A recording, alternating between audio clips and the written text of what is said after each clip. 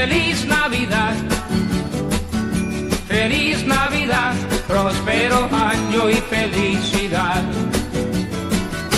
Feliz Navidad, feliz Navidad, feliz Navidad, próspero año y felicidad.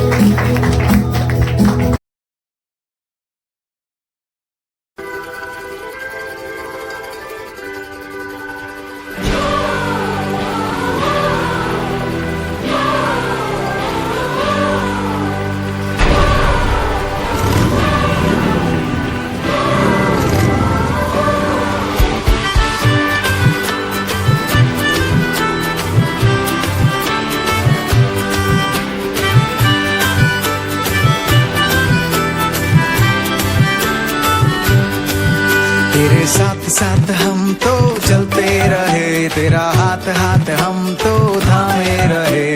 साथ साथ हम तो चलते रहे, तेरा हाथ हाथ हम तो थामे रहे। चाहे जहाँ भी हम जाएंगे, यीशु का नाम हम ले जाएंगे। हम सब एक होकर बोलेंगे, खुशियों से शोर मचा देंगे। हंगामा होवे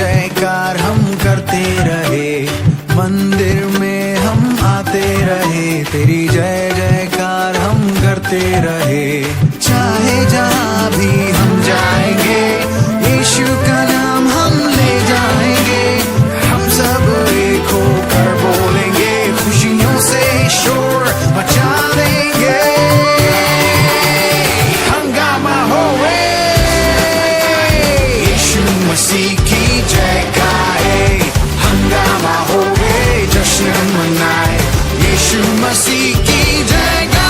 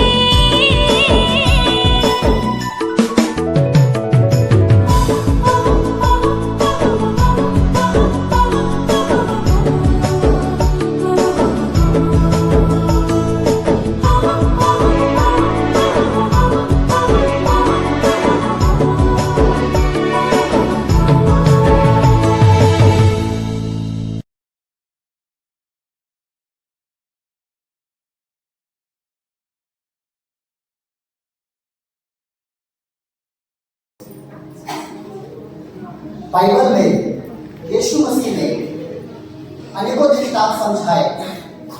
दृष्टांत के माध्यम से यीशु मसीह लोगों के नैतिक जीवन को समझाया करते थे, ताकि उनका जीवन अच्छे तरीके से चल पाए और वो अपने जीवन के उद्देश्य को समझ पाए कि वो इस दुनिया में क्यों आए और किस लिए आए। यीशु मसीह ने अनेकों दृष्टांत बताए और उसमें से एक दृष्टांत है बीज बोने वाले का। और जब यीशु मसीह ने बीज बोने वाले का दृष्टांत बताया तो लोगों ने समझा और उन बातों को अपने जीवन में अप्लाई किया। तो आइए ये समय हम उस दृष्टांत को देखेंगे और समझेंगे।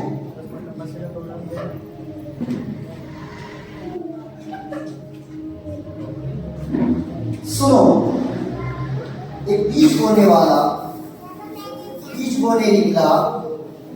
बोते बोते कुछ बीज रास्ते के किनारे गिरे, पैरों तले रौंदा गया और चिड़ियों ने उसे चुन लिया। रोहित एक अच्छे घर का लड़का है, वो अभी कॉलेज की पढ़ाई कर रहा है। उसके जीवन में बहुत सारे सपने हैं, प्लान्स हैं जो वो उसे पूरा करना चाहता है। हाय रोहित, कहाँ चल दिए? हाँ, मेरा कुछ प्रोजेक्ट का काम था, वही प्रोजेक्ट का काम पूरा करने जा रहा हूँ। अरे छोड़ो प्रोजेक्ट, ये सब बाद में कर लेना। आज शाम को पार्टी है आनंद के घर में, चलो। नहीं भाई, नहीं, हमको पार्टी उठी नहीं जाना है, क्योंकि शाम को मेरा बाइबल स्टडी है। अरे ज्यादा धार्मिक मत बनो, ये सब तुम्हारे लिए नहीं है। चलो पार्टी करने चलते हैं। पास्टर ने भी मना किया है कि अपने दोस्तों के साथ समय बर्बाद ना करो। अरे पास्टर का तो काम ही है बोलना, प्रवचन देना। चलो तुम मेरे साथ चलो। देखा तुमने, रोहित वह बीज है जो वचन तो सुना पर समझा नहीं। वचन हृदय की गहराई तक जा नहीं पाया और शैतान उसके मन से वचन चुरा ले गया। अब आगे सुनो। बोते बोते कुछ बीज पथरीली भूमि पर पड़े और ज्यादा मिट्टी ना मिल पाने के कारण जल्दी उग आए, और जब सूरज की किरणें पड़ी तो वह झुलस गए। अरे विनोद भाई, मेरा काम कब होगा? अरे भाई, तुमने जो नक्शा दिया है ना, हिस्सा सरकारी जमीन पर, मैं कैसे पास कर दूं? अरे विनोद भाई, आप भी ना एक नौसिखिया जैसी बातें करते हैं। क्या काम है जो आपके लिए मुश्किल है? अरे भाई, तुम क्यों नहीं समझ रहे हो? मैं फंस जाऊंगा इस मामले में, मुझे नहीं पढ़ना भाई। लीगल एक्शन हो सकता है, मैं फंस जाऊंगा, मैं नहीं कर सकता। अरे विनोद भाई, इसकी चिंता ना करें, कानून भी हमारा है और लोग भी हमारे, इसकी चिंता ना करें, मैं सब कुछ संभाल लूंगा। फिर भी भाई सुनो, इसकी चिंता ना करो, मैं सब कुछ संभाल लूंगा। ये लो एडवांस, और आप मेरा काम करो और बाकी हम आपको बाद में दे देंगे। विनोद कोई बुरा व्यक्ति नहीं है, लेकिन विनोद वह बीज है जो आनंद के साथ वचन ग्रहण तो करता है, लेकिन ज्यादा गहराई तक नहीं जा पाता है। और जब परीक्षा उसके जीवन में आती है तो वह उसमें बना नहीं रह पाता। रूम भाड़ा इतना, पानी का बिल इतना, बिजली का बिल इतना, बच्चों का स्कूल और ट्यूशन फीस इतना, विवाह का दावा का इतना, राशन का भी बिल इतना, खर्चा ज्यादा और पेमेंट का कैसे पूरा होगा? कोई बात नहीं, परमेश्वर है ना, ये होगा ये उपाय करने वाला। अरे प्रेमी भाई, कौन सा चिंता में डूबे हो? क्या बताएं, पेमेंट का खर्चा ज्यादा, हम लोग मध्यम वर्ग के लोगों का इतनी चिंता है, इसी चिंता में पड़े। मैंने तो आपसे पहले कहा था, मैंने तो आपको ऑफर भी किया था, लेकिन नहीं, आपको तो संडे छुट्टी चाहिए। संडे को जाना भी तो जरूरी है। अरे विनोद भाई, क्या मिला? बड़ी दुख और चिंता में पड़े रहना। रामचंद्र भाई को जानते हो? हाँ जानते हैं। घर ले लिया, गाड़ी ले लिया, अपने परिवार को विदेश घुमाने लेके जाता है, आपको नहीं लगता? लगता जो है। अब भी कुछ नहीं दिख रहा है कि भाई, आज ये मेरे पास काम करने, और हाँ, रविवार को दुगना देंगे। ठीक है, चलो। सो देखा तुमने, यह वह बीज था जो बोने वाला बोया, जो झाड़ियों में गिरा और झाड़ियों ने बढ़कर उसे दबा दिया। यह वह बीज था जो अपनी धन की चिंता और संसार के मोहमाया में फंस जाता है और फल नहीं लाता। और आगे सुनो, कुछ बीज बोते बोते अच्छी भूमि में बोया गया और वह 30 गुना, 60 गुना और 100 गुना फल लाया। मैं वह बीज हूँ जो अच्छी भूमि में बोया गया। मैं भी एक परमेश्वर का सेवक बनना चाहता था। मेरे जीवन में भी अनेकों प्रकार की समस्याएं, प्रलोभन, धन का धोखा आया। आज भी वो दिन मुझे याद है। तू पापी है, उससे कुछ नहीं होगा। तू डरपोक है, तू मूर्ख है, तू नालायक है।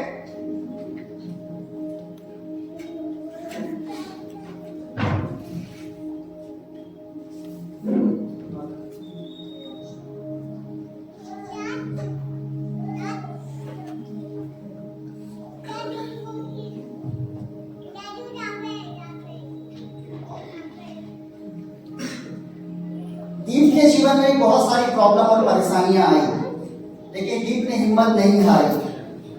जब भी प्रॉब्लम्स और परेशानी उसके जीवन में आई, वह प्रार्थना में रहा और प्रार्थना में बना रहा।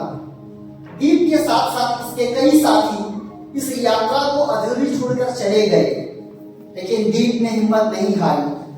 आज दीप एक प्रभु का दास बना है और वह प्रभु की सेवा करता है और वह लोगों को मसीह के बारे में बताता है, वह लोगों के लिए प्रार्थना करता है और अपनी सेवकाई को वह फलवंत बना रहा है।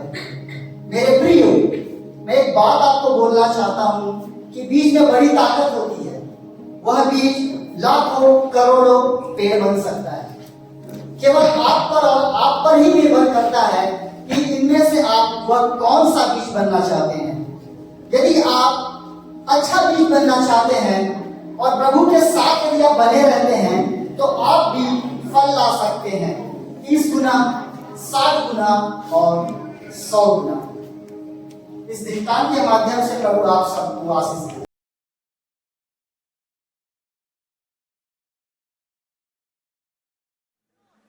Let's go. 1, 2, 3.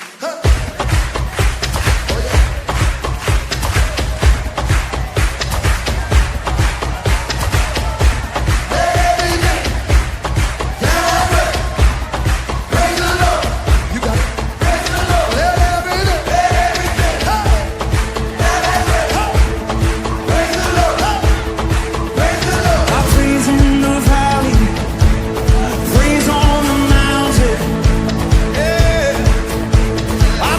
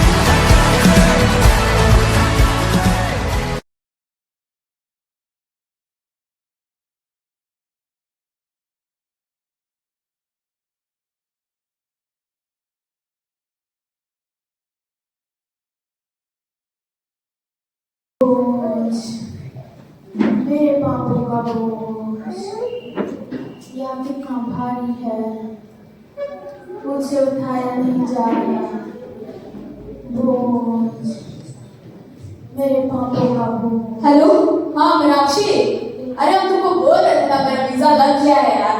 हाँ हम कल जा रहे हैं फॉरेन।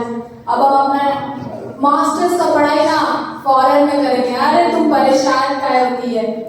अरे हम तुमको कॉल करेंगे, कोई पैसा का दिक्कत नहीं हुआ। हाँ अच्छा एक मिनट रुक, तुम किसी का आवाज आ रहा है, लाइन पे रहना। क्या हो गया आपको? बहन क्या आप मेरा बोझ उठा लेंगी? बोझ? कैसा बोझ? मेरे पापों का बोझ। पापों का बोझ? देखिए मैं तो आपके पापों का बोझ उठा नहीं सकती, पर हाँ मेरे पास एक आइडिया है। आप मुझे देखिए, मैंने कितनी पढ़ाई की है। मैंने ना अपनी पहली पढ़ाई में दिल्ली यूनिवर्सिटी से की है। अब मैं फॉरेन जाऊंगी और मास्टर्स की पढ़ाई करूंगी और पूरी दुनिया का ज्ञान प्राप्त करूंगी।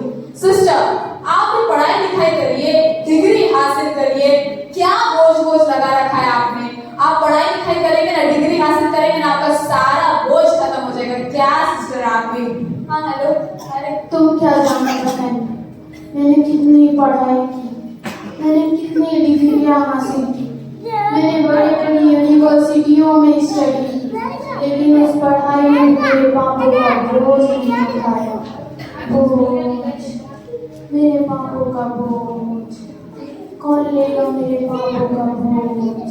अरे वाह क्या लाइफ है, मेरे पापों का बोझ, क्या जिंदगी है, पैसा ही पैसा है। मेरे पापों का बोझ, अरे वाह ये कौन बोझ बोझ कर रहा है? बहन क्या हुआ? बहन क्या आप मेरे पापों का बोझ उठा लेंगी? ये पापों का बोझ क्या होता है? ये मेरे पापों का बोझ है। मुझे देखो, मेरे तरह पैसे कमाओ, बिजनेस शुरू करो और अमीर बनो। क्या बोझ बोझ रखा है? तुम क्या जानो बहन, मैंने कितने पैसे कमाए, मैंने कितनी बड़ी बड़ी कंपनियां खोली, मैंने इतने बिजनेस किए, लेकिन उन पैसों ने भी मेरे पापों का बोझ नहीं उठाया। बोझ, मेरे पापों का बोझ, कौन लेगा मेरे पापों का बोझ? बोझ, मैं थक चुकी हूँ। अरे अरे यार मार मार मार मार जल्दी मार, नहीं तो हम लोग के मैच खा लेंगे और हम लोग को पैसा भी नहीं देगा। अरे यार मार मार जल्दी मार, नहीं हार जाएंगे। अरे ग्रेनेड फेंक, अरे यार रिवाइव कर मेरे को, रिवाइव कर। अरे यार देख देख बंदा है उधर, देख उधर दौड़ के मार मार मार मार मार। अरे ग्रेनेड फेंक। अरे यार ये कौन बोझ बोझ कर रहा है? आपको वजह से हम लोग डिस्टर्ब हो गए, क्या दिक्कत है आपको? बहन क्या आप मेरे पापों का बोझ उठा लेंगे? बोझ? ये क्या बोझ बोझ कर रहे हैं? आज की दुनिया में जिए, हमको देखिए हम कैसे फोन पर गेम खेलकर पैसे कमा रहे हैं। आप भी खेलिए, इतने सारे गेम हैं, लूडो खेलिए, कैरम खेलिए, फ्री फायर खेलिए, पबजी खेलिए। ये क्या बोझ बोझ लगा कर रखे? आगे वाले चाहिए बोलिए, हम सब ला देंगे। बोझ बोझ पर कितने रखा है? गेम खेलिए गेम। तुम क्या जानो बहन, मैंने कितने गेम्स खेले, मैंने लूडो खेला, फ्री फायर खेला, पबजी खेला, मैंने पैसों का कर्ज ले लेकर गेम्स खेले, लेकिन उन गेम्स की वजह से मेरे पैसों का कर्ज बढ़ गया, लेकिन मेरे पापों का बोझ नहीं गया। बोझ, मेरे पापों का बोझ, मैं थक चुकी हूँ। मैं ना इस पेरेंट्स बनाऊंगी, ये अभी ट्रेंडिंग चल रहा है। बोझ, मेरे पापों का बोझ, कौन लेगा मेरे पापों का बोझ? बोझ बोझ कर रहा है। क्या हुआ सिस्टर आपको? क्या आप मेरे पापों का बोझ उठा लेंगे? बोझ? ये कैसा बोझ? ये क्या होता है बोझ? ये मेरे पापों का बोझ है। मैं आपको एक सलाह दूं, आप फेसबुक चलाइए, इंस्टाग्राम चलाइए, कितना मजा आता है। मैं इंस्टाग्राम चलाती हूँ, मुझे बहुत मजा आता है। मैं उसमें रील्स बनाती हूँ, फोटो पोस्ट करती हूँ, मेरे मिलियन फॉलोवर्स है और मैं कुछ दिनों के बाद मैं पॉपुलर बन जाऊंगी। आप क्या ये बोझ बोझ लगा रखे हैं? इंस्टाग्राम चलाइए, कितना मजा आता है। इससे आपका बोझ भी खत्म, आपका सारा टेंशन भी खत्म, आपका टाइम पास भी हो जाएगा। आप क्या बोझ बोझ लगा रहे हैं? तुम क्या जानो बहन, मैंने कितना सोशल मीडिया चलाया, मैंने इंस्टाग्राम चलाया, फेसबुक चलाया, मैंने फोटो पोस्ट की, मैंने रील्स बनाई, मेरे मिलियन फॉलोवर बने, मैं पूरे शहर में पॉपुलर हो गई। लेकिन उन सब चीज़ों से भी मेरे पापों का बोझ नहीं गया। बोझ, मेरे पापों का बोझ। बड़ा दिन आया, खुशियाँ मनाओ, सारे जग को गा के सुनाओ। बड़ा दिन आया, खुशियाँ मनाओ, सारे जग को गा के सुनाओ। बड़ा दिन आया, खुशियाँ मनाओ, सारे जग को गा के सुनाओ। क्या हुआ सिस्टर? बहन, क्या आप मेरे पापों का बोझ उठा लेंगी? मैं तो आपकी पापों का बोझ को नहीं ले सकती हूँ, लेकिन मैं एक व्यक्ति को जानती हूँ जिसका नाम है यीशु मसीह, जो आज से 2024 साल पहले आए हम सब के पापों के लिए। अगर सिस्टर इस क्रिसमस के शुभ अवसर पर अगर आप भी अपना मन और विश्वास और प्रार्थना करेंगे तो परमेश्वर भी आपका पापों का बोझ को लेंगे और आपको वो शांति देंगे। जय मसीह की।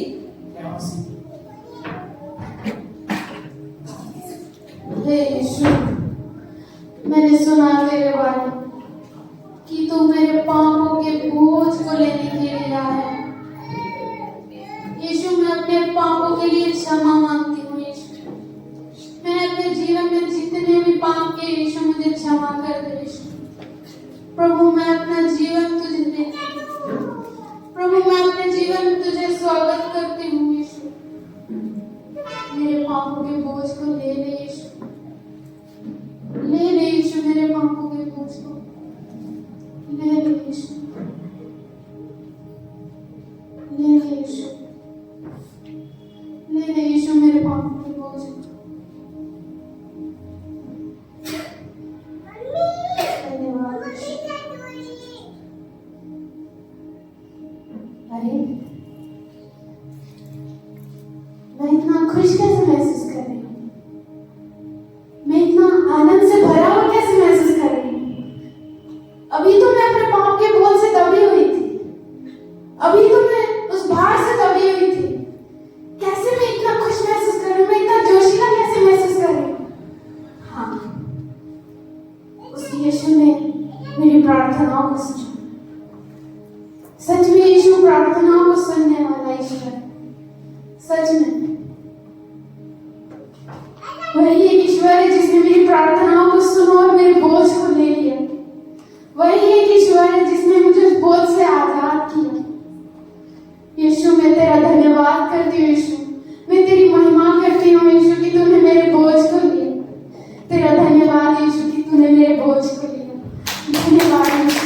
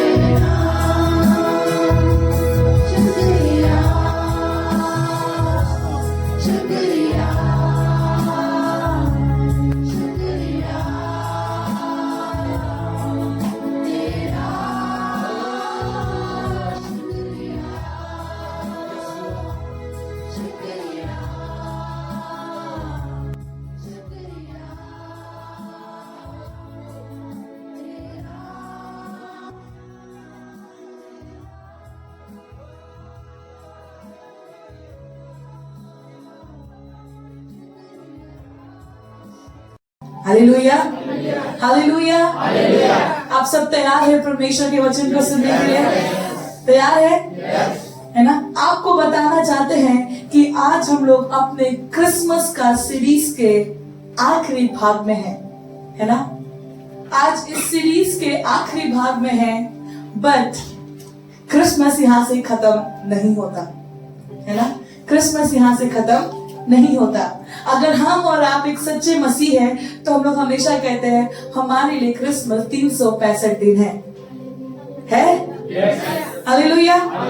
क्रिसमस हर दिन है, क्योंकि यीशु मसीह अगर मरता नहीं, जी नहीं उठता, तो हम ये आनंद कैसे मना रहे होते, है ना?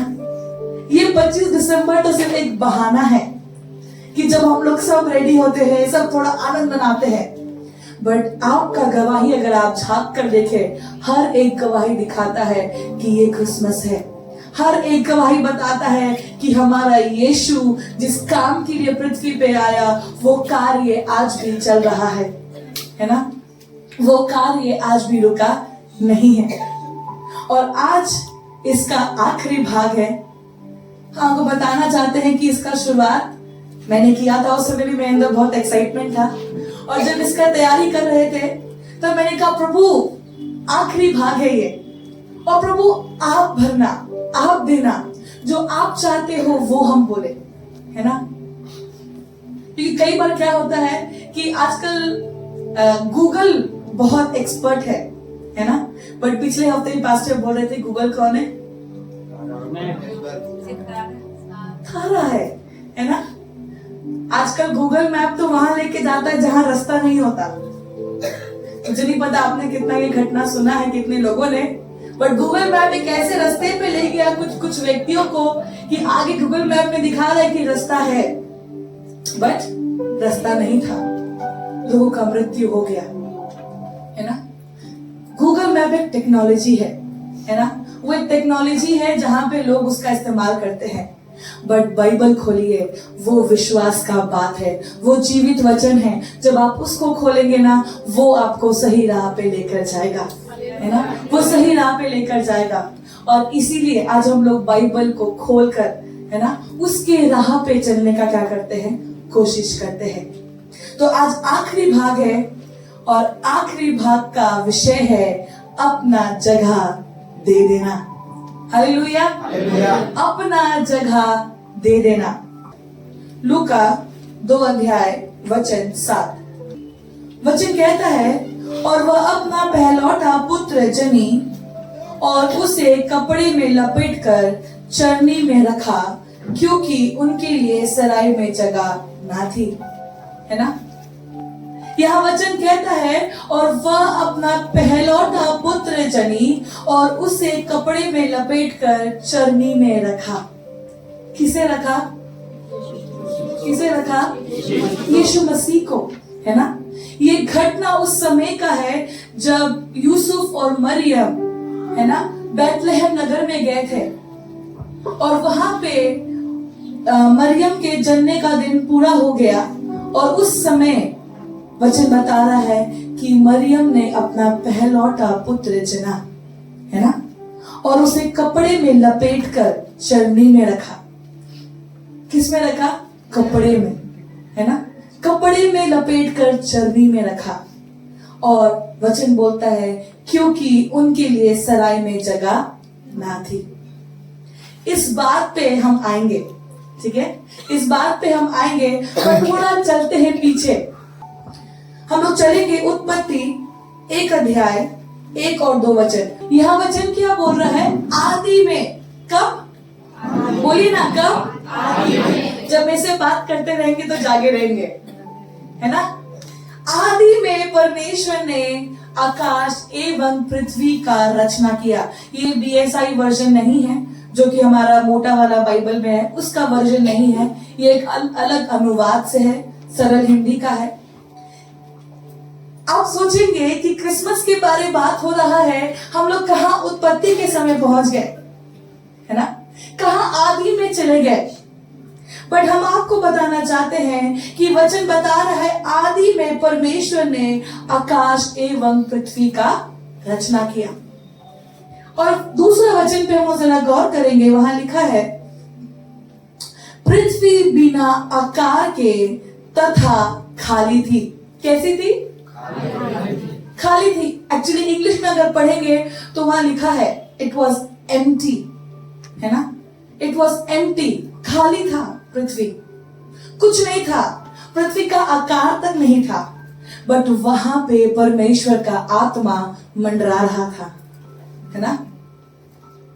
आपको मालूम है जब पृथ्वी का कोई आकार नहीं था, जब पृथ्वी खाली था, वहां पे परमेश्वर का आत्मा मंडरा रहा था। और उसके बाद क्या हुआ? परमेश्वर ने जब देखा कि पृथ्वी बेडौल है ना, पृथ्वी का कोई आकार नहीं है, तो परमेश्वर ने उसको आकार देना शुरू किया, है ना? परमेश्वर ने आकार देना शुरू किया और उसने पहले दिन क्या बनाया? उजियाला हो, है ना?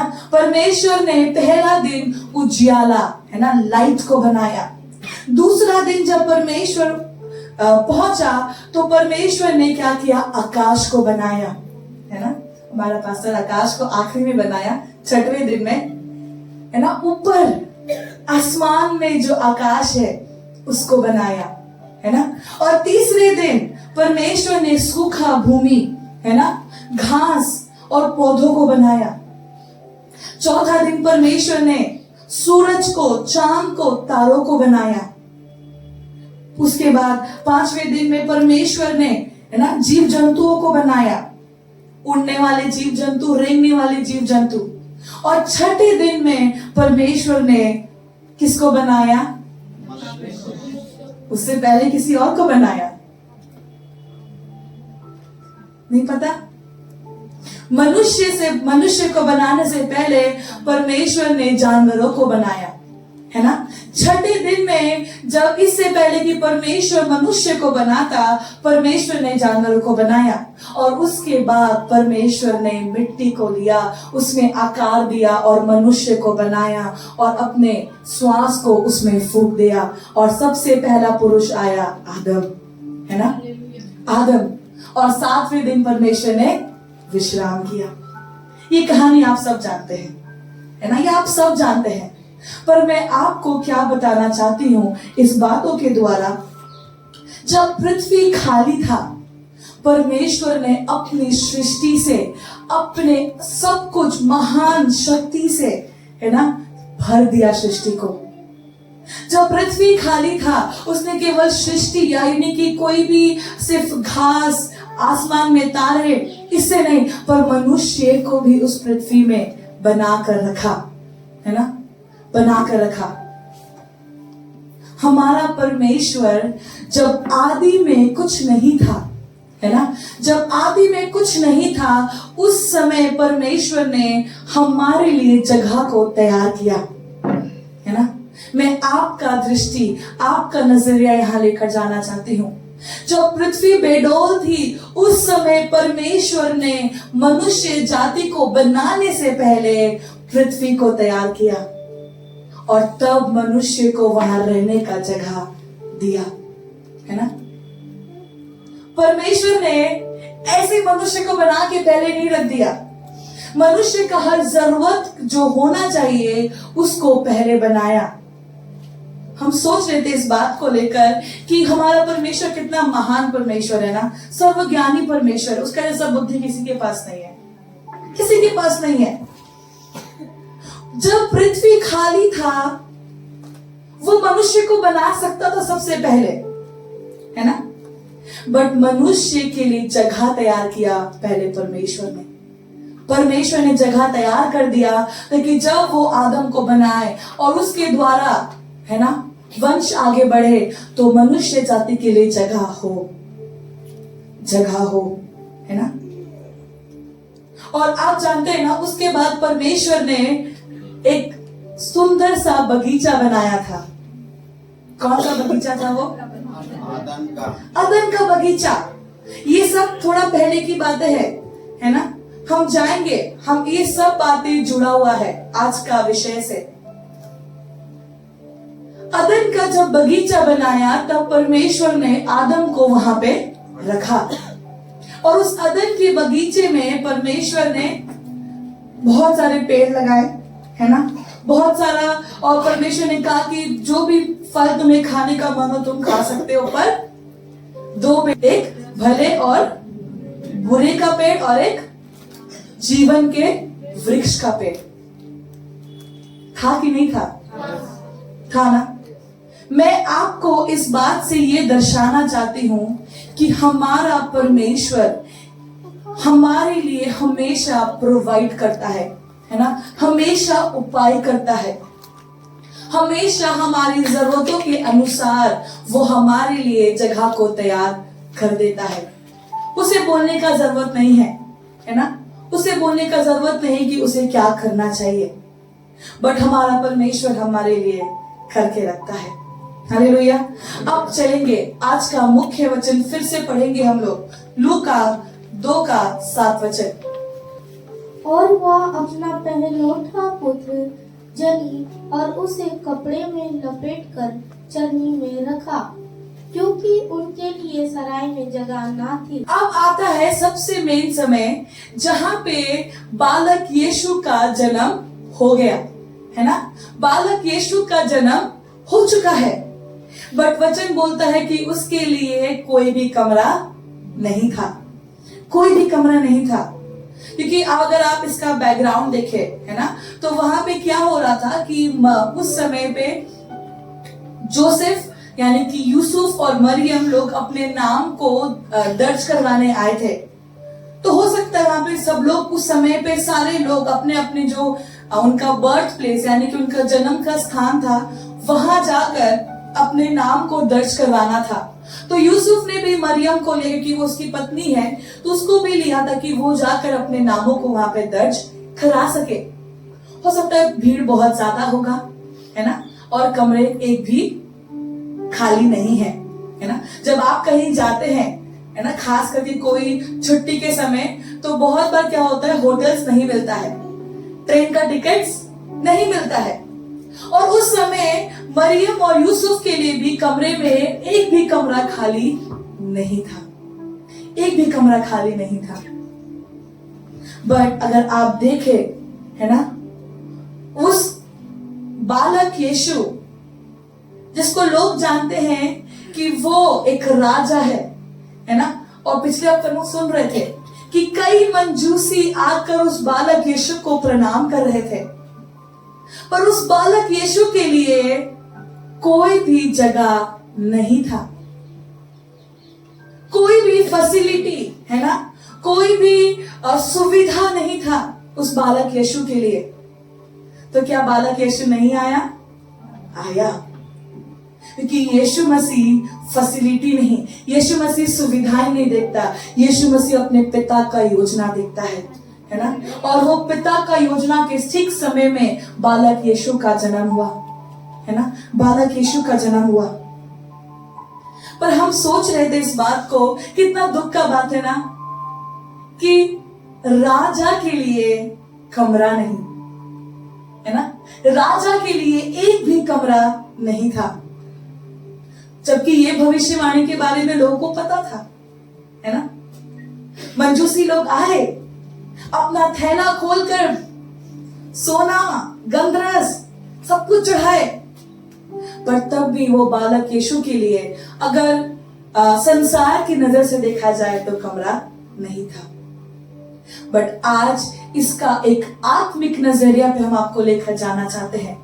हो सकता है जब आप मेरे इस प्रचार को सुने, है ना, आपके पास भी कई अलग नजरिया हो इसको देखने का, पर जो मेरे दिल पे परमेश्वर ने डाला है वो मैं आपके सामने बांटना चाहती हूँ।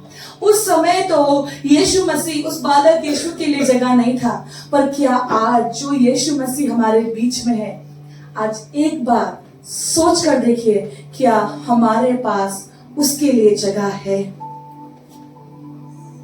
आज मैं चाहती हूं कि इससे पहले कि हम थोड़ा और आगे बढ़े, उन दिनों में तो उसके लिए जगह ना थी, पर क्या आज जब आप इस कलीसिया में बैठे हैं, क्या आपके पास यीशु मसीह के लिए जगह है? मैं चाहूंगी आप अपनी आंखों को बंद करें, मेरा प्रचार ऐसे खत्म नहीं होता। पर मैं चाहती हूं इससे पहले कि आप आगे और बातों को सुने, आप बस कुछ देर इस बात को सोचकर देखिए कि वो जो राजाओं का राजा है, वो जो प्रभुओं का प्रभु है, क्या आपके पास उसके लिए जगह है? और वो कौन सा जगह है? वो क्या है जहां पे उसको आप जगह दे रहे हैं? थोड़ा सोचिए। प्रभु पूछ रहा है, क्या तुम्हारे पास मेरे लिए जगह है? क्या तुम्हारे पास मेरे लिए जगह है? जब पृथ्वी में आया बालक यीशु, तब उसके पास जगह नहीं थी। आज हमारे बीच आया है यीशु मसीह, क्या हमारे पास जगह है? आइए आंखों को खोले हम। मैं उम्मीद करती हूं आपको आपका जवाब पता होगा, है ना? आपको आपका जवाब पता होगा। मैं ये क्यों आपको करवाई? ताकि आज जब आप आगे बढ़े इस सफर में, आप जब इस आगे सफर में बढ़े और ज्यादा प्रभु के वचन से आप उसकी बातों को सुने, आज सही मानने में आप यीशु मसीह को अपना जगह दे सके, है ना? पढ़ेंगे अब लोग यूहन्ना 3:16। क्योंकि परमेश्वर ने जगत से ऐसा प्रेम रखा कि उसने अपना एकलौता पुत्र दे दिया, ताकि जो कोई उस पर विश्वास करे वह नष्ट न हो परंतु अनंत जीवन पाए। ये वचन तो बहुत जाना पहचाना वचन है कि नहीं है? है ना? ये वचन हम सब जानते हैं और इस बात को हम लोग कहते हैं ये वचन पूरे बाइबल को समा सकता है ना? ये एक वचन से पूरा बाइबल वर्णन किया जा सकता है। और हम सब जानते हैं कि परमेश्वर पिता ने क्या किया? अपने पुत्र को दे दिया। और हम लोग क्रिसमस सीरीज का जैसे हम लोग देख रहे हैं, क्रिसमस देने के बारे में है, तो दूसरा सीरीज में हमने देखा था कि परमेश्वर ने अपना पुत्र को दिया, है ना? सनी ने प्रचार किया था कि परमेश्वर ने अपने पुत्र को क्या किया? दे दिया। और आज आप हो सकता है इस बात को भी जानते हैं कि परमेश्वर ने किसको दिया? किसको दिया? अपना एकलौता पुत्र को दिया, है ना? अपना एकलौता पुत्र को दिया। यहाँ पे किसी ने ये जवाब दिया था, मैंने सुना था, है ना? अपना एकलौता पुत्र, उसके पास और था नहीं। परमेश्वर पिता ने अपना एकलौता पुत्र दिया। क्यों दिया? ताकि हम और आप यीशु मसीह के करीब आ सके, हम और आप पिता के करीब आ सके, है ना? मैं आपको बताना चाहती हूँ कि हमारा परमेश्वर पिता इतना महान है कि उसने अपने बेटे को दे दिया ताकि आप और मैं उसके बेटे की जगह पे आ सके और पिता से प्रेम कर सके। हालेलुया। अगर पिता अपने बेटे को देता नहीं तो मैं और आप पिता के करीब आ नहीं पाते, है ना? पिता ने एक कभी संकोच नहीं किया, दे दिया, है ना? उसने रखा नहीं कि अरे मेरा एक लौता है। बट आप सोच कर देखिए, परमेश्वर ने स्वर्ग का, है ना, सबसे उत्तम अपना एक लौता पुत्र दिया। क्यों? आपके और मेरे लिए दिया, है ना?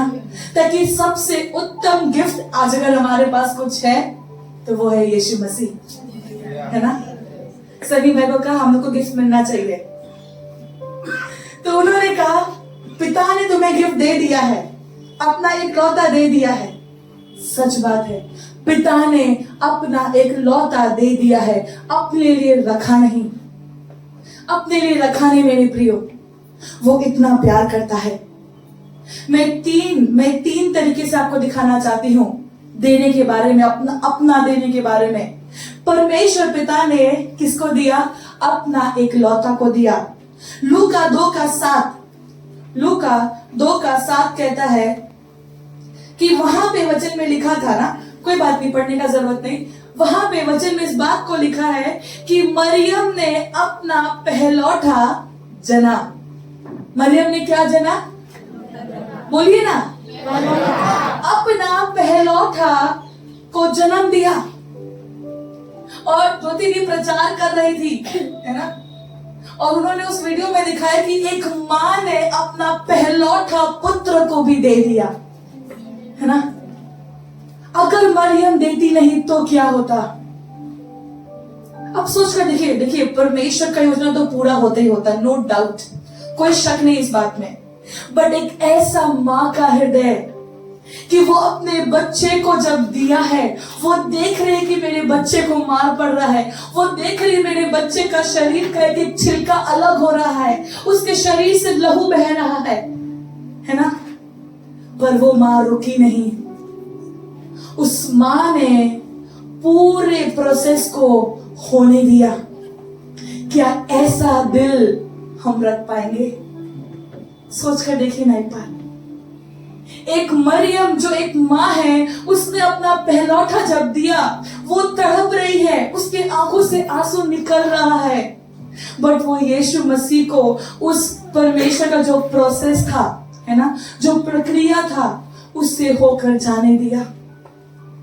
और अंत में, है ना, अंत में उसने यीशु मसीह को, जब उसके शव को उतारा गया, हम लोग मूवी में देखते हैं, है ना, कि उसने उसके शव को लेकर वो अपने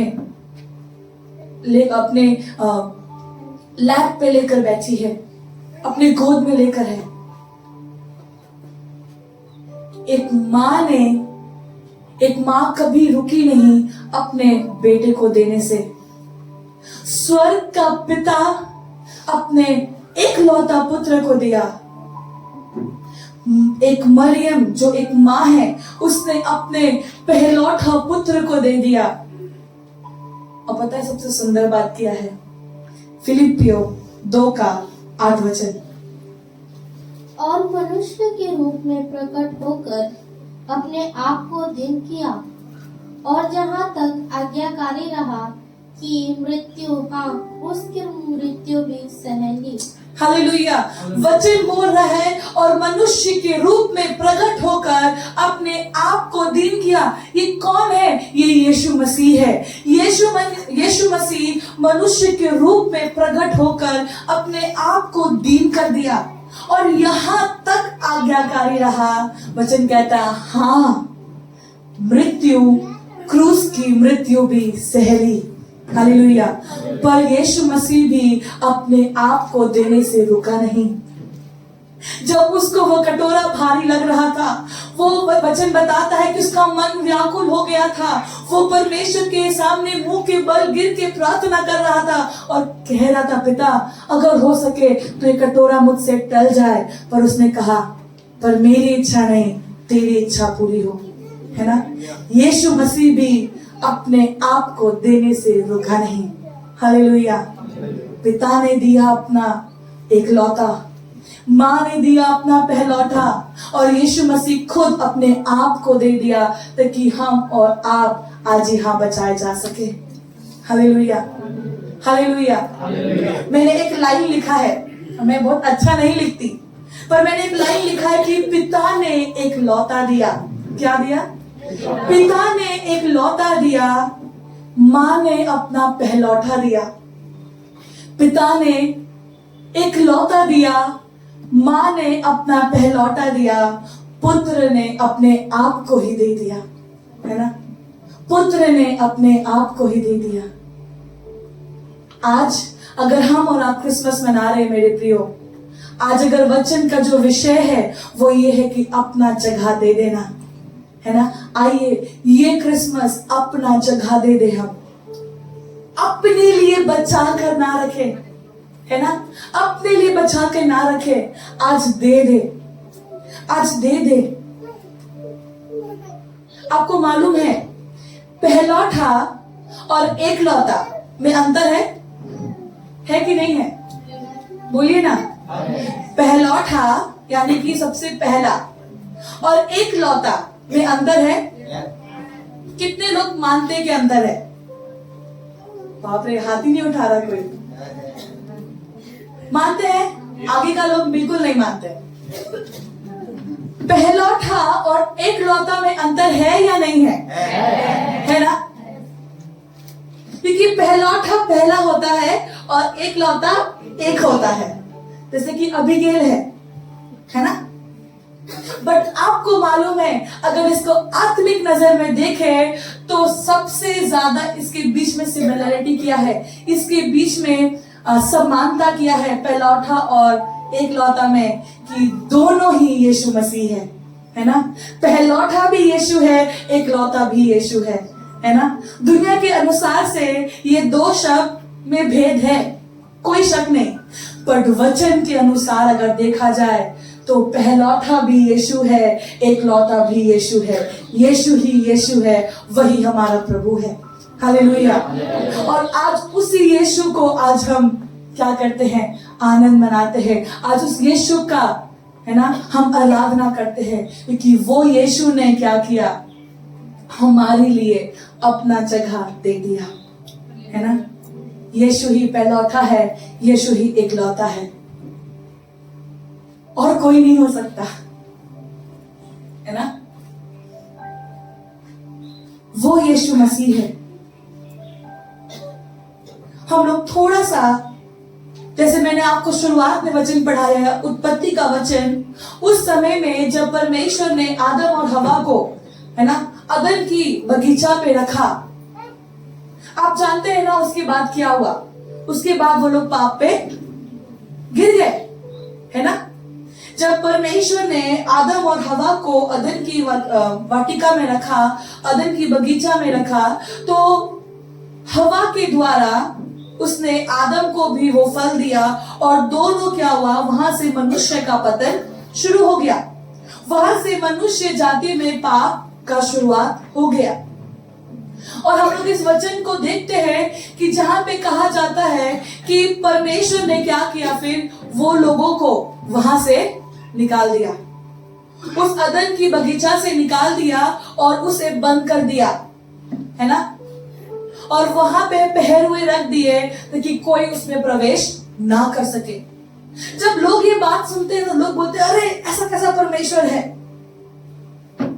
कि पाप किया तो वहां से निकाल ही दिया, और कहता है कि आप मेहनत करो, आप खून पसीना बहाओ, है ना? परिणाम मिला, उत्पत्ति 3 अध्याय पढ़ लीजिए आप।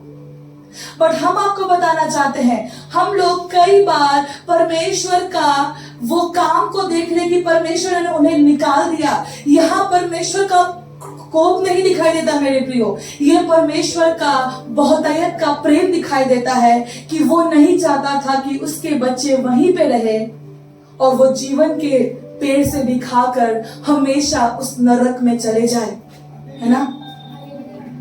हमारा परमेश्वर प्रेम करने वाला परमेश्वर है, न्यायी है, जरूर है, जलन रखने वाला परमेश्वर भी है ना? बट वो हमेशा अनुग्रह से भरा हुआ परमेश्वर है, प्रेम से भरा हुआ परमेश्वर है।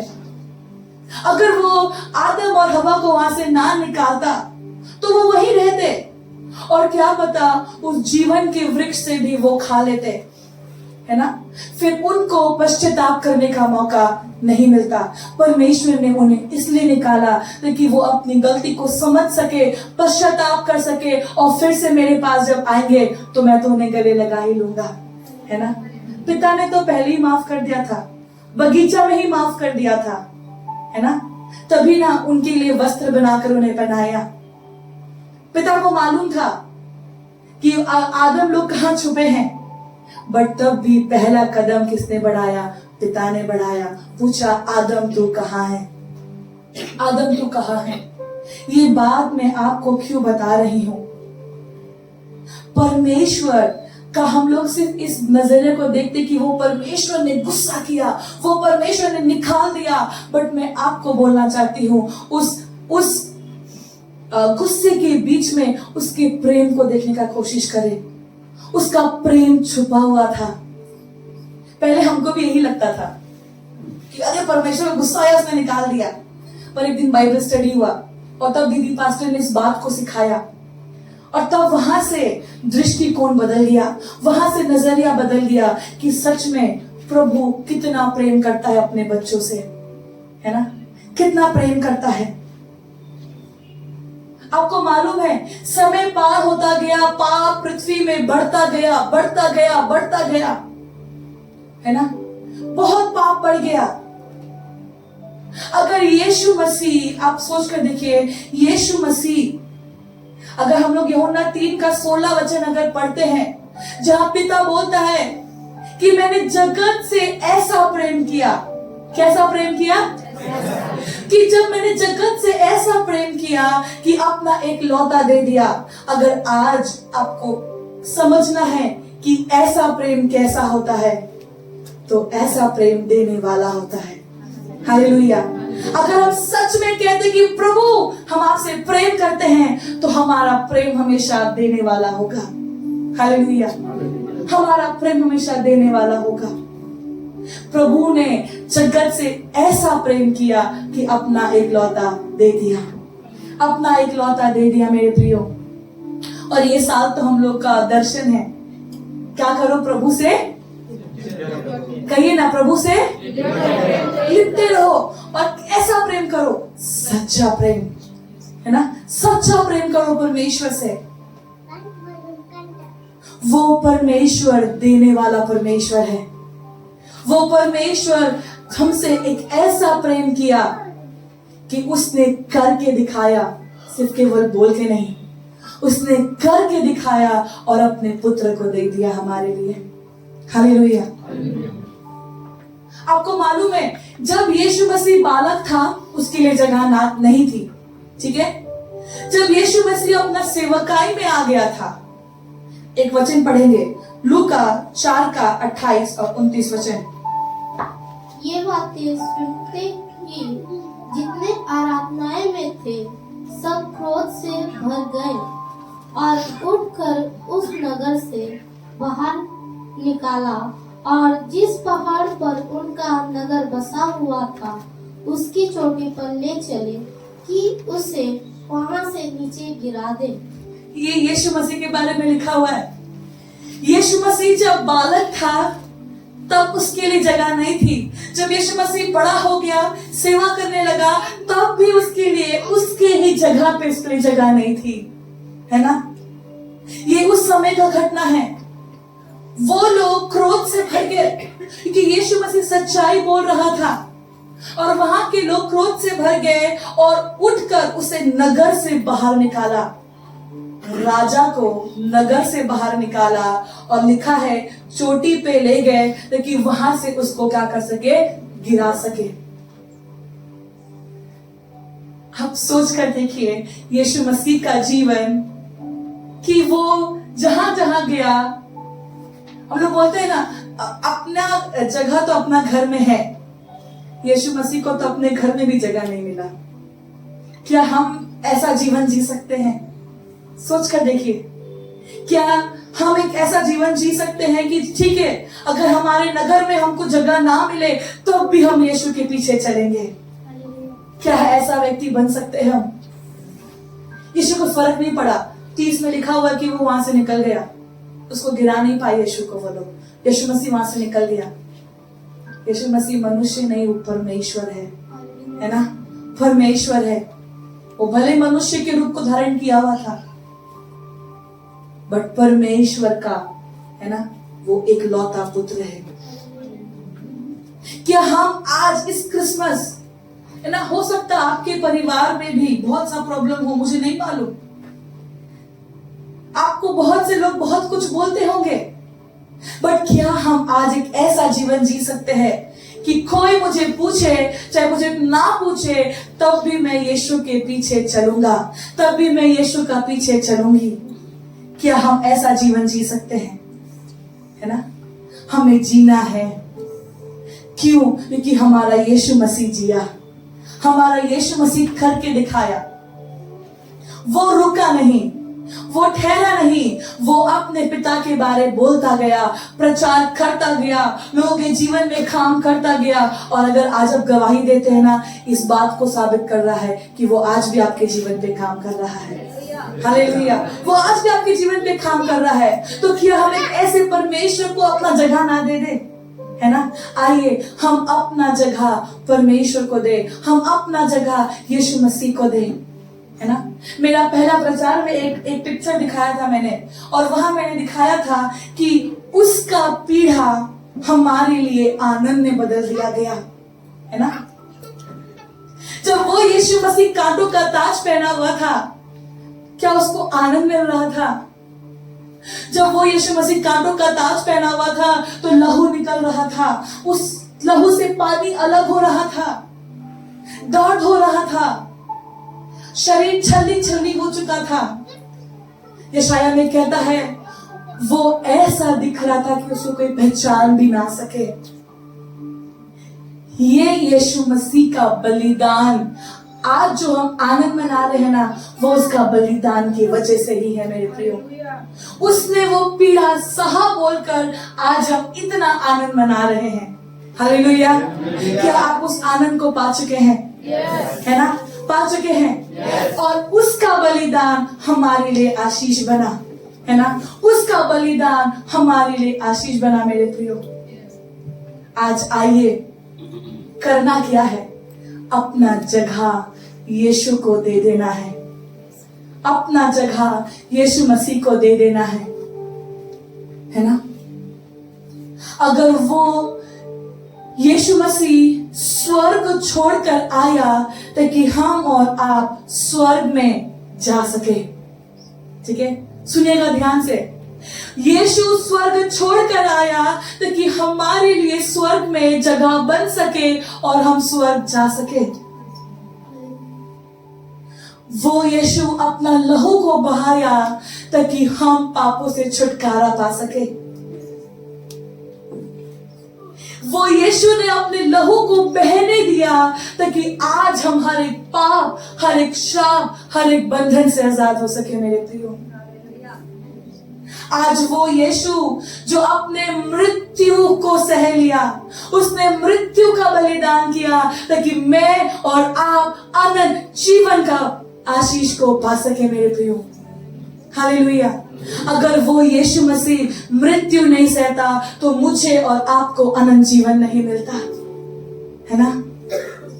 वो यीशु मसीह अपने लिए कुछ नहीं रखा, उसका जो कुछ था ना, उसने सब कुछ हमारे लिए दे दिया, हमारे लिए दे दिया। अपना स्वर्ग जहां वो आराम से था, स्वर्ग में तो कुछ काम करना पड़ रहा होगा, पर वचन कहता है आज भी यीशु मसीह पिता के दाहिने ओर बैठ के हमारे लिए विनती और दुआ कर रहा है। स्वर्ग एक आराम का जगह है, बट उसने स्वर्ग को छोड़ा और चरनी में जन्म लिया। यीशु ने स्वर्ग को छोड़ा और पैदल पैदल चलकर लोगों को चंगा किया। यीशु स्वर्ग को छोड़ा और भूखे प्यासे रहकर हर एक भूखों और प्यासों को तृप्त किया। यीशु ने स्वर्ग को छोड़ा और अपने ऊपर बेटे खाई, अपने ऊपर कोड़े खाए, अपना लहू बहाया ताकि आज हम और आपका हर एक पाप मिटा दिया गया है ना?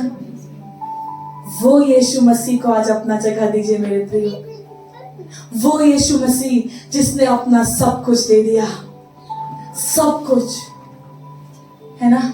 सब कुछ दे दिया। मैंने अपने प्रचार में पहले भी कहा था, यीशु अगर अपना जगह हमें नहीं देता तो हम पिता के करीब नहीं आ पाते, है ना? क्योंकि उसने अपना जगह हमें दिया ताकि हम क्या हो सके, पिता के करीब आ सके। ये तो हम और आपका तो रिश्ता पिता से कई दूर था, है ना? कई दूर था, बट वो यीशु मसीह महान है, वो यीशु मसीह अद्भुत है, वो यीशु मसीह आपसे प्रेम करने वाला परमेश्वर है जिसने अपना सब कुछ दिया है। मैं 3 बातें कहकर खत्म करूंगी। आज 3 बहुत ही साधारण सा बात है, हो सकता है आपका एक अलग सोच हो सकता है, मैं फिर कह रही हूं अलग नजरिया हो सकता है, बट आज में साधारण सा 3 जगह है जो आपको और मुझे देने का जरूरत है। पहला जगह अपना घर देना। ठीक है, पहला क्या है? अपना घर देना। इस साल को अगर आप लोग को याद हो तो पास्टर ने एक बात को कहा था कि ये साल हर कोशिश करना है कि मैं और मेरा घराना बचाया जा सके, है ना। हर समय उन्होंने ये बात को कहा है, बट ये साल वो हमेशा हमें लोगों को बार बार याद दिला रहे थे कि हम केवल अकेले बच के नहीं रहना है, हम अपना घर के लोगों को भी बचाना है ना। आज ये क्रिसमस अपना घर यीशु को दे, अपना घर का जगह यीशु को दे। उत्पत्ति 12:1। ये घटना हम जानते हैं कि जब परमेश्वर ने अब्राहम को कहा कि अपने देश, अपने कुटुंबियों और अपने पिता के घर को छोड़कर उस देश में चला जा जो मैं तुझे दिखाऊंगा। क्या आसान था अब्राहम के लिए? पर अब्राहम ने किया। वचन में लिखा है उसने कुछ नहीं पूछा, कुछ नहीं कहा कि नहीं प्रभु हम कैसे अपना घर को छोड़ दे, कैसे प्रभु हम अपना कुटुंबियों को छोड़ दे। परमेश्वर ने कहा अब्राहम निकल, मैं तुझे आशीष का मूल बनाऊंगा। अब्राहम निकल गया। अब्राहम ने देर नहीं किया। अब्राहम पिता के प्रति आज्ञाकारी बना, और इसका परिणाम मालूम है, वो जगत का पिता कहलाया, आशीष का मूल कहलाया। उसको 100 साल की उम्र में संतान का आशीष मिला, है ना। ये होता है जब हम अपना घर, है ना, जब हम अपना घर तक प्रभु के लिए दे देते हैं, वो परमेश्वर हमें आशीष से भरता है मेरे प्रिय, है ना। वो परमेश्वर आशीष से भरता है। अगर आपको कोई कहे कि आप अपना ये घर छोड़ के जाइए कहीं और, मुश्किल है ना, मुश्किल है कि नहीं है ना। एक घर से दूसरे घर जाना कितना मुश्किल है। अब्राहम तो एक देश छोड़ के दूसरे देश को गया, उसको ये भी नहीं पता था कि कहाँ जाना है, पर वो गया। और आज कहते हैं हम लोग ना कि अब्राहम, है ना, परमेश्वर ने उसको आशीष का मूल ठहराया। जक्कई, अगर आप जक्कई का जीवन से देखें, लूका 19 में कहता है 5, 6 और 9 में, वहां लिखा है कि जब यीशु मसीह वहां से होकर जा रहा था तो उसने नजर घुमाई कि जक्कई पेड़ पे चढ़ा हुआ है, और पर यीशु मसीह ने कहा कि हे जक्कई छट नीचे उतर आ, क्योंकि आज मुझे तेरे घर में रहना क्या है, अवश्य है। कहिए ना, आज मुझे तेरे घर में रहना अवश्य है। आज ये बात प्रभु आपसे कह रहा है कि आज मुझे तेरे घर में रहना अवश्य है। और वचन बताता है जक्कई झट नीचे उतर आया और अपने घर ले गया, आनंद के साथ ले गया, है ना। नेक्स्ट स्लाइड में जाएंगे, 9 वचन में लिखा है कि तब यीशु ने उससे कहा आज इस घर में उद्धार आया है, इसलिए कि यह भी अब्राहम का एक पुत्र है। जैसे अब्राहम ने किया, जब परमेश्वर ने कहा अब्राहम निकल, अब्राहम निकल गया। जब यीशु मसीह ने जक्कई को कहा जक्कई मुझे तेरा घर जाना है, जक्कई भी चल पड़ा, आनंद के साथ चल पड़ा। और वचन बोलता है कि तू भी अब्राहम का एक पुत्र है ना। और वचन बताता है कि जक्कई का उद्धार हो गया, है ना। जब आप ये क्रिसमस अपना घर में यीशु को जगह देंगे, मैं आपको बोलना चाहती हूँ आपके घर में भी उद्धार आएगा मेरे प्रियो, है ना। आपके घर में भी उद्धार आएगा। इसलिए परमेश्वर का वचन बोलता है मुझे तेरे घर में रहना अवश्य है, अवश्य है, ताकि मैं अपने उद्धार को तेरे घर और घराने में ला सकूं। हालेलुया। नेहमाया का जीवन देखिए, नेहमाया एक पैलेस में था, एक बहुत आराम की जगह में था, पर जब नेहमाया ने देखा कि उसके लोगों को उसका जरूरत है, नेहमाया ने क्या किया, अपना सारा आराम सब कुछ छोड़ के क्या किया, चला गया पुनर्निर्माण करने के लिए, है ना। 1 मिनट नहीं लगा, है ना। ये बात आज हम सीख सकते हैं कि मेरे प्रियो, ये क्रिसमस हमें भी अपने घर में यीशु को जगह देना है ना? जगह दीजिए यीशु को। जब वो यीशु आएगा ना, मैं आपको बोलना चाहती हूँ, हर एक दुख आनंद में बदल जाएगा, हर एक पीड़ा चंगाई में बदल जाएगा, हर एक एक पापों से, श्रापों से आप आजाद हो जाएंगे। करना क्या है? जगह देना है यीशु को। दूसरा चीज जो हमको देना है वो है अपने रिश्तों में परमेश्वर को जगह दे। आप देख सकते हैं अब्राहम का एकलौता पुत्र था, है ना? अब्राहम का दिल का करीब था कौन? इसहाक। अब्राहम ने क्या किया? अपने दिल के करीब इसहाक को दे दिया। ये कब हुआ? जब परमेश्वर ने कहा कि अब्राहम तो अपने बेटे को बलि चढ़ा दे। अब्राहम ने उस समय भी कुछ नहीं पूछा, इसहाक को लिया। चलो इसहाक, जाते हैं बलिदान करने के लिए। बेटा पूछ रहा है, पिता बलिदान के लिए कहाँ है भेड़? पिता ने कहा, बेटा लेट जा वेदी पे। पिता ने चाकू उठा लिया और तब एक आवाज आता, रुक जा, रुक जा। अब्राहम को जब 100 साल में आशीष मिला, उस समय भी अब्राहम ने क्या किया?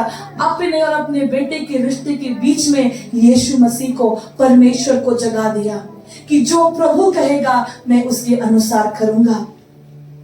मरियम ने, है ना, मरियम ने अपने जीवन में क्या किया? मरियम और यूसुफ का रिश्ता के बीच में उन्होंने क्या किया? परमेश्वर को जगा दिया कि अगर प्रभु का वचन कह रहा है तो उसने कहा कि तेरे वचन के अनुसार होने पाए, तेरे वचन के अनुसार होने पाए, है ना? रूत को देख लीजिए आप, रूत का जीवन, रूत का सब कुछ खत्म हो चुका था, पर उसने निर्णय लिया कि उसकी सास जहां जाएगी वो वहां जाएगी। उसके लोग उसकी सास के लोग उसके लोग होंगे, है ना? और अंत में परमेश्वर ने रूत के लिए एक अच्छा जीवन साथी को रखा था। आज जितने यहाँ पे पति पत्नी लोग हैं, मैं उनसे कहना चाहती हूँ, अपने विवाह के जीवन में यीशु मसीह को जगह दें। अगर आप चाहते हैं कि आपका वैवाहिक जीवन एक लंबी आयु तक चले, एक फलवंत रिश्ता में चले, तो अपने विवाह का जीवन का केंद्र यीशु मसीह को बनाइए मेरे प्रियो। हालेलुया। मैं जवानों से कहना चाहती हूँ, अगर आप अपने जवानी के दिन जी रहे हैं, अपने जवानी के दिनों में यीशु मसीह को अपने जीवन में रखें, ताकि आपका जवानी को कोई तुच्छ नहीं समझ पाएगा। अगर आज हमारे बीच में बुजुर्ग आंटी और अंकल है, हो सकता है आपका कोई अब साथी नहीं है, आप अकेले जीवन जी रहे हैं, मैं तब भी आपको कहना चाहती हूँ, अपने जीवन का सबसे पहला जगह यीशु मसीह को दीजिए, क्योंकि वो यीशु मसीह को आपका चिंता है, वो यीशु मसीह को आपका ध्यान है। आइए, हमारा हर एक रिश्ता, मुझे नहीं पता आपका सबसे करीब रिश्ता कौन सा है, आपके दिल का करीब क्या है, मुझे नहीं मालूम, पर मुझे एक बात मालूम है, जब फिलेमोन को समय आया उनेसिमुस को देने के लिए, तो उसने कहा, देख मैं अपना हृदय का टुकड़ा तुझे देता हूँ। आज अपने हृदय का टुकड़ा दे दीजिए, ताकि वो यीशु मसीह आपके रिश्तों के बीच में रह सके। और जब वो रहेगा ना, मैं आपको बोलना चाहती हूँ, हर एक रिश्ता फलवंत होगा, हर एक रिश्ता आशीषित होगा, है ना? और आखिरी और सबसे महत्वपूर्ण है, अपना जीवन में यीशु को जगह दे, अपने हृदय में यीशु को जगह दे, है ना? मेरे प्रियो, अगर मैं और 5 मिनट लूंगी बस, अब ध्यान से सुने। अगर जब कोई अपना जीवन यीशु मसीह को नहीं देता, तो लूका 19:10 नहीं लिखा हुआ होता कि आज तेरे घर में उद्धार आया है, वो मनुष्य का पुत्र खोयों को ढूंढने, उन्हें बचाने और उनका उद्धार करने आया है ना? आज अगर आप देखें, हमारा विक्ट्री फैमिली सेंटर का बोर्ड के नीचे में लिखा हुआ है, सीक, सेव एंड सर्व, है ना? हमें परमेश्वर को खोजने का जरूरत है। क्योंकि हमें परमेश्वर जब हमको बचाता है, हमें लोगों को बचाने का जरूरत है और उसकी सेवा करने का जरूरत है मेरे प्रियो।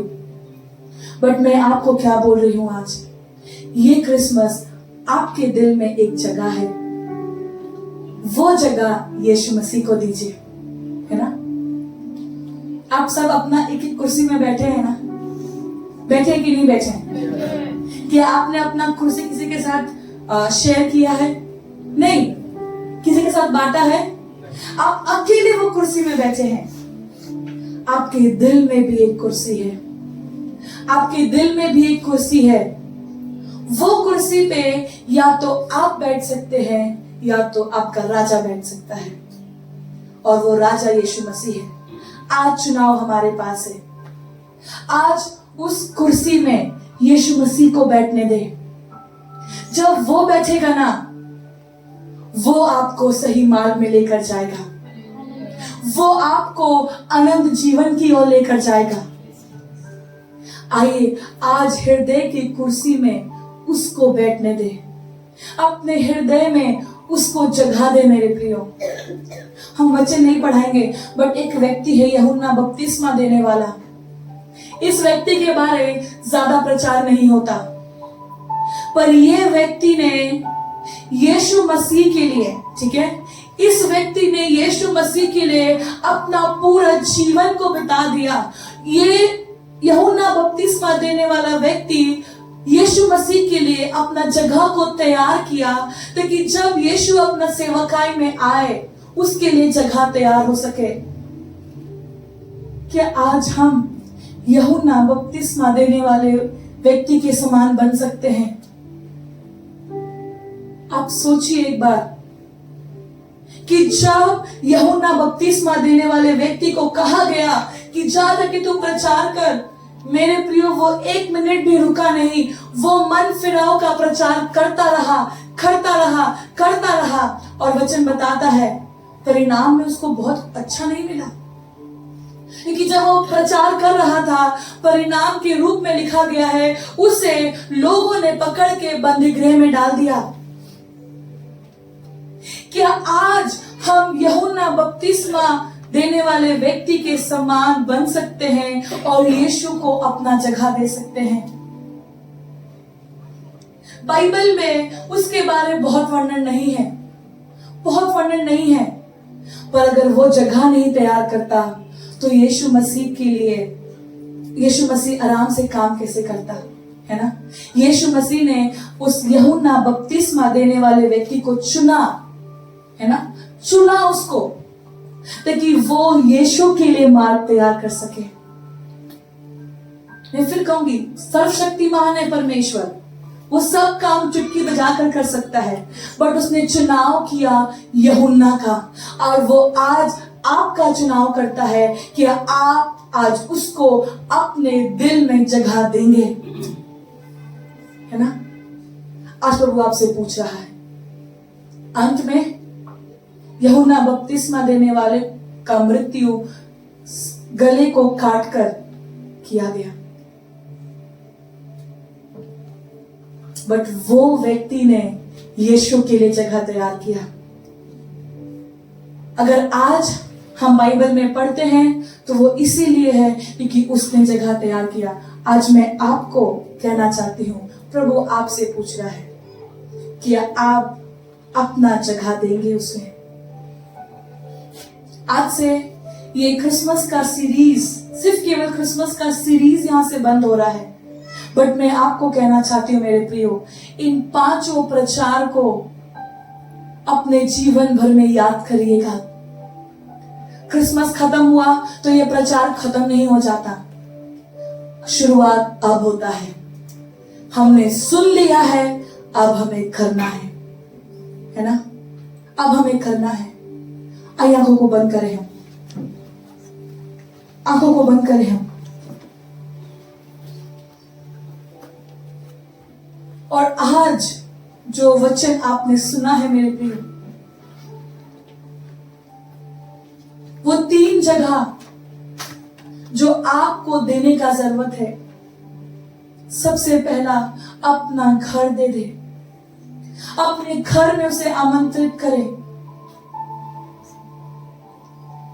अपने घर में उसे बुलाए कि यीशु तू आजा।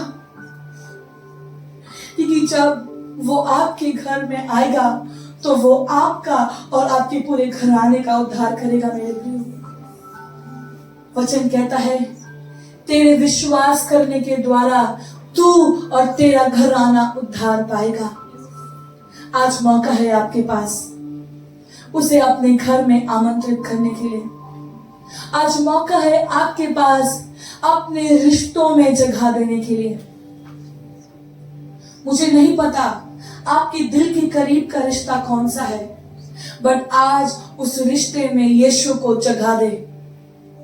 आज यीशु को उसका केंद्र बनाए। आज यीशु पूछ रहा है, क्या आज आप अपने दिल में यीशु को जगह दे सकते हैं? आज परमेश्वर पूछ रहा है, क्या वो कुर्सी अभी भी खाली है क्या? मेरे प्रियो, अगर आज तक आपने कभी भी यीशु मसीह को अपना जीवन नहीं दिया, कभी भी इससे पहले आपने यीशु मसीह को ग्रहण नहीं किया है उद्धारकर्ता के रूप में, प्रभु के रूप में, तो आज आपके पास एक मौका है। आज आपके पास एक चुनाव है कि आज आप अपने जीवन का कुर्सी, उस जीवन के गद्दी पे यीशु मसीह को बैठने दें। अगर आप में से ऐसा कोई है जो अपना जीवन कभी भी यीशु मसीह को नहीं दिया है, आप अपने हाथों को उठा सकते हैं और इसके द्वारा मैं आपको कहना चाहती हूं, आज आप अपने जीवन में यीशु को बुलाएंगे। आप शर्माए ना, आप हिचकिचाए ना, आपको कोई नहीं देख रहा है, आपको केवल आज आपका परमेश्वर पिता देख रहा है। आप अपने हाथों को उठाए। प्यारे परमेश्वर, में दुआ करती हूँ प्रभु, आज जिसने अपने हाथ को उठाया परमेश्वर, जिसने कभी भी आपको स्वीकार नहीं किया है, पर आज अपने जीवन में आपको स्वीकार करना चाहते हैं प्रभु, अपना जगह देना चाहते हैं आपको प्रभु, आज उनके जीवनों में आप आइए परमेश्वर, आप आइए परमेश्वर, और उनके जीवन पे प्रभु अपने उद्धार को लेकर आइए परमेश्वर पिता।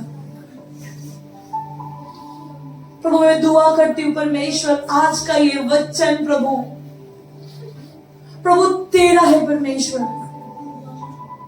प्रभु तूने अपने आप को नहीं रख छोड़ा ताकि हम बचाए जा सके प्रभु अगर आज ये क्रिसमस हम आनंद को मना रहे हैं तो ये केवल इसलिए है प्रभु क्योंकि आपने अपने आप को दिया है परमेश्वर। प्रभु तू मेरे जीवन पे, यहाँ बैठे हुए हर एक के जीवन पे तू काम करे प्रभु, छू ले प्रभु अपने लोगों को परमेश्वर, इस बात का गंभीरता को समझ सके प्रभु कि तू कितना ज्यादा कीमती है प्रभु उनके लिए। प्रभु आज जो निर्णय ले रहे हैं कि वो अपने घर पे, अपने रिश्तों में, अपने दिल पे आपको जगह दे रहे हैं प्रभु, तो उन्हें मदद कर परमेश्वर, उन्हें ले चल प्रभु, जैसा तू चाहता है वैसा कर परमेश्वर। धन्यवाद करते प्रभु, सारा आदर आपको देते हैं परमेश्वर पिता, सारी महिमा आपको देते हैं प्रभु। ये प्रार्थना प्रभु यीशु मसीह के नाम से मांगते हैं, आमीन।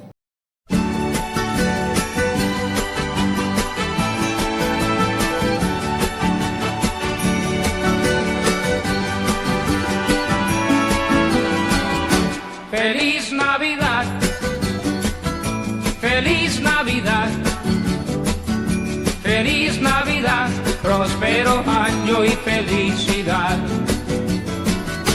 Feliz Navidad.